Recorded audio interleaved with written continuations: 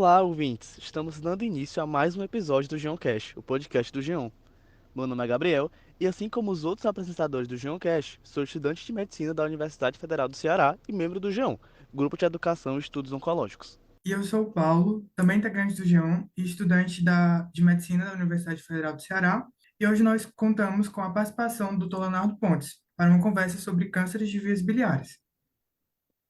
Olá, gente, é um prazer estar aqui com vocês, né? Há muito tempo acompanho aí o GEON, fui monitor da disciplina de oncologia lá do Dr. Porto, então tenho um carinho muito especial aí por esse projeto. Acompanho o podcast de vocês, é um prazer estar participando aí desse podcast. Doutor Leonardo, seja muito bem-vindo ao nosso podcast e muito obrigado por ter aceito o nosso convite para participar da gravação desse episódio. Bom, agora, antes da gente iniciar, vamos apresentar um pouco o nosso convidado. Dr. Leonardo Pontes possui graduação em medicina pela Universidade Federal do Ceará, em 2002, e atualmente é oncologista do Hospital Universitário Walter Cantídio, do Centro Regional Integrado de Oncologia e da Pronutri. Bom dia, doutor. Como primeira Bom dia. pergunta, temos um conceito mais geral, que pode muitas vezes ser desconhecido por parte da população. Então, acho que é importante a gente esclarecer para quem está nos ouvindo. O que são as vias biliares? Eu acho que é o básico, né? A gente É o básico. entender, a gente vai falar dessa doença, do câncer de vias biliares, entender o que é a via biliar, né? Então, a via biliar, na verdade, a gente entende que a nossa digestão, ela tem três macronutrientes, né? Que é o carboidrato, os açúcares, como a gente chama popularmente, as proteínas e as gorduras. E a dificuldade da digestão de gorduras é porque a gordura ela tem uma dificuldade de ser diluída em água, né? Ela não consegue ser diluída em água, né? Óleo e água não se misturam, né? Então, o que acontece? Diferente dos outros macroelementos, que você consegue fazer a digestão facilmente no trato gastrointestinal, a gordura ela requer uma emulsificação, ou seja, transformar essa gordura em alguma coisa que seja digerível. E esse processo de emulsificação da gordura é feito exatamente pelos sais biliares. Então, a solução que a natureza encontrou para diluir, para dissolver a gordura foi secretar dentro do trato gastrointestinal substâncias que são sais, né, sais biliares, que vão tornar essa gordura, então, mais fácil de ação pelas enzimas digestivas. E esses sais biliares, eles são produzidos no fígado, armazenados na vesícula, e através de um canal que a gente chama de colédoco, esse líquido, cada vez que a gente come uma comida gordurosa, há um estímulo à contração da vesícula, e esse líquido que está lá armazenado na vesícula, esses sais biliares, são então, através do colédoco, jogados, lançados na primeira porção do intestino delgado. O intestino ele tem duas porções, o delgado e o intestino grosso. A primeira porção do intestino é a delgado e a primeira porção do intestino delgado recebe, junto com o suco pancreático, junto com outros nutrientes, outras enzimas que são secretadas pelo próprio intestino, recebe também esses sais biliares que vão facilitar, então, a dissolução da gordura. Então, aí a gente vê a importância dessas vias biliares. As vias biliares, na verdade, elas têm esse papel importante, primordial na digestão das nossas gorduras. E ela é composta por alguns órgãos, né, que é exatamente o fígado, que vai produzir esse sal biliar, pela vesícula, que vai armazenar esse sal biliar, e por esse tubo, esse ducto, que vai levar o sal biliar até o intestino, que a gente chama de colédoco. Certo, doutor. E agora que o senhor já explicou mais ou menos o que são as vias biliares, né, que muita gente nem sabe que essas estruturas realmente existem, quais são as funções delas, o que é realmente o câncer dessas vias biliares? Você pode explicar um pouquinho melhor para a gente? Não, eu acho que o conceito de câncer já é mais aceito, já é mais fácil na comunidade, né? As pessoas entendem que o câncer, na verdade, é um tumor são células em crescimento, e esse tumor pode ser benigno quando ele respeita as estruturas, ou seja, ele não invade, ou quando esse tumor é maligno, quando esse tumor invade as estruturas adjacentes, ou seja, é um tumor que na cultura popular enraizou, né? Ou deu metástase, né? Então, o câncer nada mais é do que esse tumor maligno. E ele pode acontecer em qualquer órgão do corpo, como na mama, na próstata, no pulmão, e também pode acontecer em algum órgão das vias biliares, aí incluindo tanto o fígado, como a vesícula biliar, como também esse ducto que leva a bilis até o intestino colérico, né? Então, quando um câncer se instala em um desses setores, né, seja fígado, vesícula biliar ou nos ductos biliares, aí a gente chama de câncer de vias biliares. E quais seriam os fatores de risco para esse tipo de câncer? Ou seja, aqueles fatores que aumentam a probabilidade de a pessoa contrair esse tipo de câncer. Assim como outros cânceres, né, eles estão muito relacionados com situações inflamatórias crônicas, né? Então, a gente tem uma inflamação crônica, uma gastrite crônica pode dar um câncer de estômago, uma colite crônica pode dar um câncer de intestino, né? Então, o cigarro, a bebida alcoólica, então, são fatores de risco para todos os cânceres, também é para o câncer de vias biliares. E nas vias biliares, os processos que levam à inflamação crônica, basicamente, são cálculos. Então, se você tem cálculos, principalmente cálculos grandes, que estão há muito tempo ali guardados, né? Eles podem ser um fator de risco para o desenvolvimento de câncer, como também as hepatites, né? As inflamações crônicas do fígado. Então, doenças como hepatites crônicas, B, do vírus C, ou a esteatohepatite, né? Acúmulo de gordura no fígado, né? São situações em que levam à inflamação crônica e podem, eventualmente, ser um fator de risco para o câncer de vias biliares. Certo, e muito a respeito dessa preocupação, né, que as pessoas têm com a chance de contrair cânceres no geral, incluindo das vias biliares, principalmente porque, assim, já está difundida entre a população essa ideia de que quanto mais cedo a gente encontra o câncer, quanto mais cedo a gente diagnostica, mais fácil é de tratar. Então a gente queria saber um pouquinho mais como é que é preconizado o rastreio do câncer de vias biliares, ou seja, tem algum exame ou algo do tipo que o indivíduo possa fazer para conseguir detectar essa doença ainda no início? Excelente, Gabriel. Acho que essa tem sido realmente a grande função do G1, levar esse tipo de conhecimento à comunidade, né? O câncer, e muitas vezes, é uma doença prevenível, né? Nós vamos entrar agora no mês de Outubro Rosa e muitos vai se falar sobre câncer de mama e sobre mamografia como estratégia de redução de rastreamento do câncer de mama, né?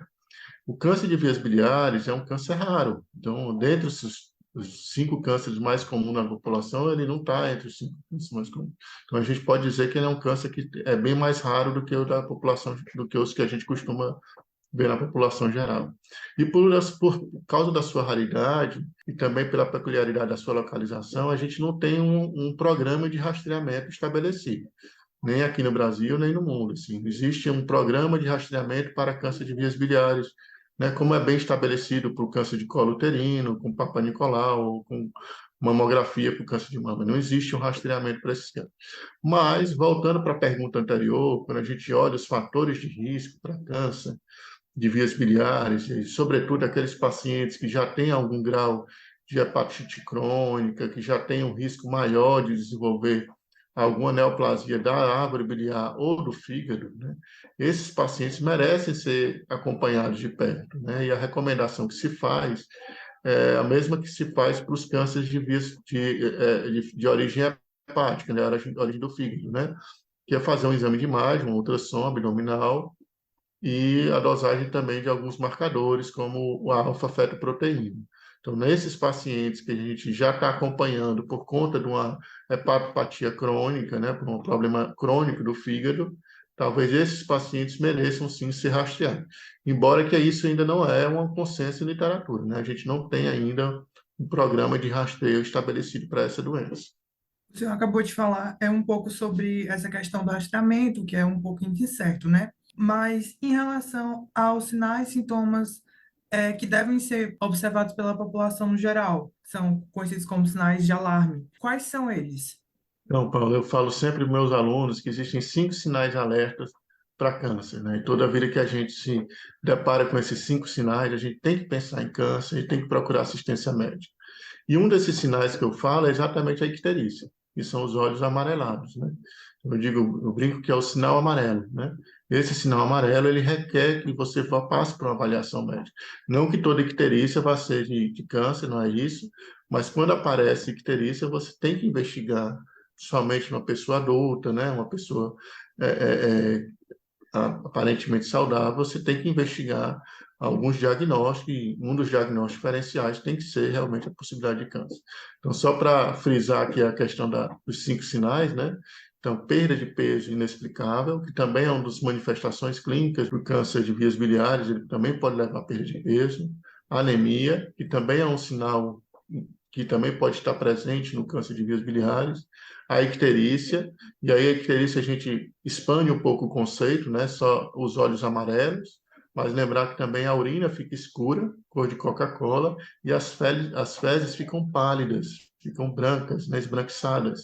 Então, tudo isso compõe a síndrome que a gente chama de icterícia. Além disso, os outros dois seriam disfagia, que não é um sintoma comum para câncer de vias biliares, e a outra seria nódulos ou massas, né? Então, se você faz um ultrassom de rotina, de repente encontra um nódulo ou uma massa no fígado ou nas vias biliares, você deve investigar, sim, a possibilidade de ser um câncer. Então, esses são os sinais que a gente considera de alerta para suspeitar de um câncer de vias biliares. Só para frisar bem, né? Então, seria icterícia, perda de peso, anemia, nódulo ou massa na região das vias biliares, né? Fígado, vesícula ou mesmo nos ductos biliares.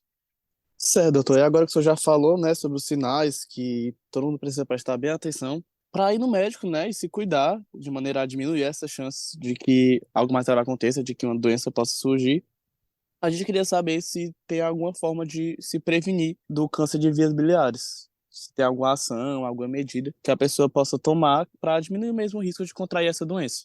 Então, na verdade, Gabriel, é aquilo que a gente fala para todas as doenças, né? Na verdade, é tentar ter um estilo de vida saudável, né? Uma alimentação rica em frutas, em vegetais, diminuindo a questão da bebida alcoólica, abolindo o cigarro, praticar atividade física. Essa é a melhor maneira de se prevenir todo e qualquer câncer, né? Você tem um hábito de vida saudável. Não existe assim um programa específico para o câncer de vias biliares em relação à prevenção.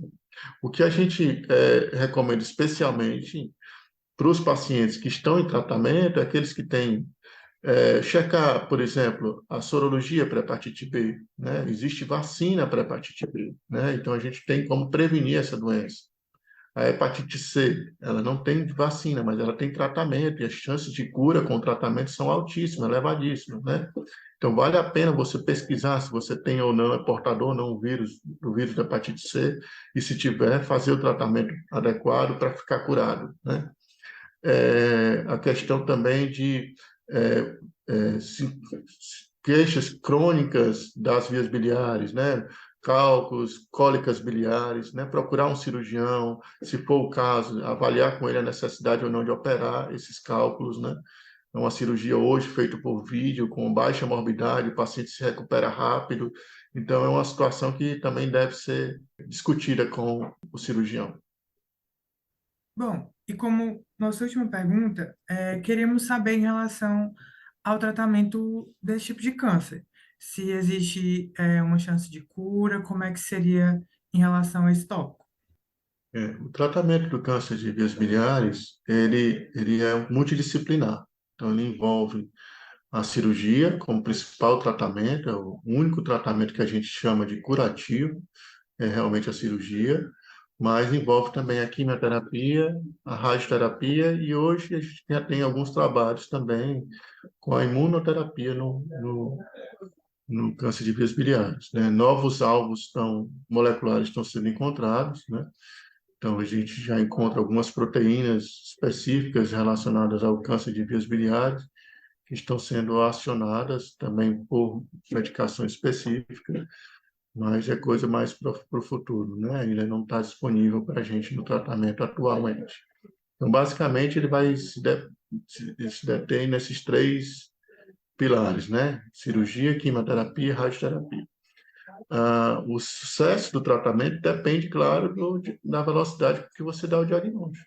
Então, quanto mais rápido, mais precoce for esse diagnóstico, o tumor sendo mais facilmente operável, maior a chance que o paciente tem de ficar curado. Um detalhe importante nesse câncer é que muitas vezes, não digo muitas vezes, mas algumas vezes, ele é um achado incidental. O que é isso? O paciente vai operar lá uma vesícula porque está com cálculo, e aí manda-se a vesícula para biópsia, e aí descobre-se que tem um câncer lá nas vias biliares, né? Foi um achado incidental, foi por sorte que foi encontrado esse câncer. Ele não estava detectado em nenhum método de imagem que foi feito antes da cirurgia, né?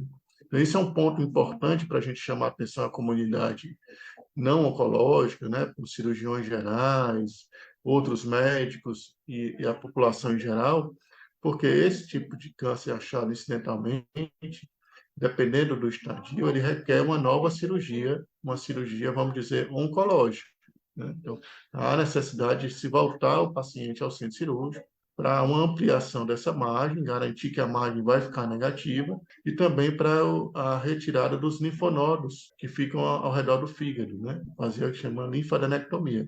Tá? Então, essa cirurgia, quando se encontra incidentalmente esses cânceres, é importante que a gente refaça a cirurgia com o olhar agora oncológico, né? No intuito realmente de curar o paciente.